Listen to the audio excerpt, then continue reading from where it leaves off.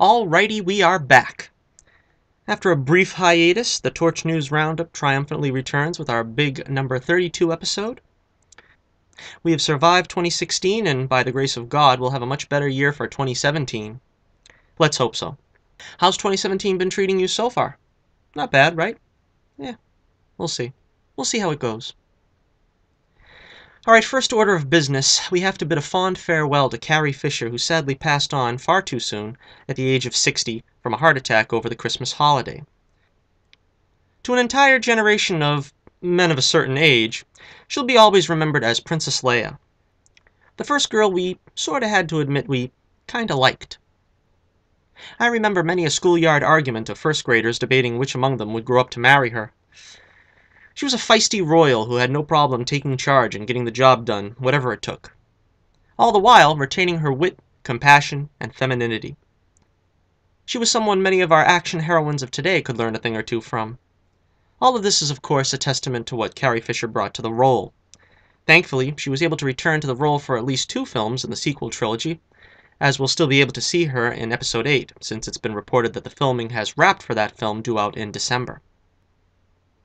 Regardless Princess Leia's fate, and yes, I refuse to call her General Leia, the world, indeed the galaxy, will forever be grateful for what Carrie Fisher brought to us as Princess Leia. The Force will be with her, always. Sadly, the tragedy doesn't end there, as Carrie's mother, famous Hollywood icon Debbie Reynolds, passed on at the age of 84 from a stroke brought on by grief. She was, of course, a legend of old Hollywood, starring in such film classics as Singing in the Rain and Tammy and the Bachelor. She also provided the voice of Charlotte in Hanna-Barbera's animated Charlotte's Web, and she'll probably be best remembered in recent years as the grandmother in Disney's TV film series Halloween Town. She'll be sadly missed and fondly remembered. And bear with me for one more tribute, as I recently learned that Van Williams, who played Britt Reed, aka the Green Hornet, in the short-lived Green Hornet series, opposite the legendary Bruce Lee as Kato in the mid-60s, passed on at the age of 82 in November of 2016. The series only lasted 1 season, and involved the first ever superhero crossover with Adam West's Batman series, long before it became trendy in today's CW shows. His performance as the Green Hornet was top-notch, and really should have earned him a greater career. And if you've never seen the show, you really owe it to yourself to try and check it out if you can. Alright, let's try to lighten the mood a bit. We have news that Patrick Wilson has been cast as Ocean Master in the upcoming Aquaman film starring Jason Momoa. Wilson previously played Night Owl in Zack Snyder's Watchmen, and played Raoul in the film version of Phantom of the Opera. So if nothing else, we can be sure Ocean Master will have a lovely singing voice. And in news that will probably surprise no one, producer Andrew Form announced that it's unlikely we'll see a Turtles 3. He's quoted as saying, "I don't think there's a Turtles 3, but I wouldn't say there's never going to be another Turtles movie." Unquote. Personally, while this series was flawed, I enjoyed Out of the Shadows enough that I would have liked to see where they could have taken a Turtles 3.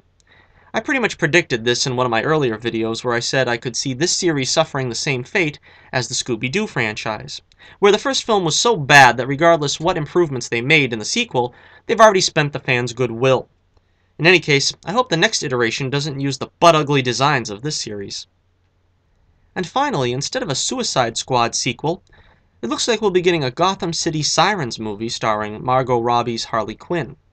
David Ayer is set to return to direct it, although there's no word as of now of Jared Leto's return as the Joker. Some have speculated Leto's dissatisfaction with how his scenes were cut from Suicide Squad might affect his willingness to return to the DCEU. The film is expected to include fan favorites Catwoman and Poison Ivy. I'm actually glad David Ayer is returning to direct, as I personally really enjoyed Suicide Squad, and I think his decidedly unpolitically correct style is the way to go with these villain movies. The question then becomes who should play Catwoman and Poison Ivy. For me, the choice for Catwoman is obvious. Olivia Wilde. I think the role is made to order for her, and it's been too long that she's ducked starring in a comic book movie.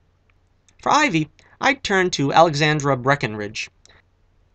A lot of people want to go the stunt casting route with Ivy, but Breckenridge is pitch perfect to play a character meant to be every man's desire. Alright, so that's it for another edition of the News Roundup. Be sure to chime in with your thoughts below on casting for Catwoman and Poison Ivy if you're so inclined. Stay tuned for the several reviews I have lined up for the coming week. I have the long-awaited Rogue One review in the works, as well as another review I've been dying to give on Batman: Return of the Caped Crusaders, starring Adam West and Burt Ward. Check out my website for a look at my comic, Bullets Bourbon, and my Twitter page links are in the description below.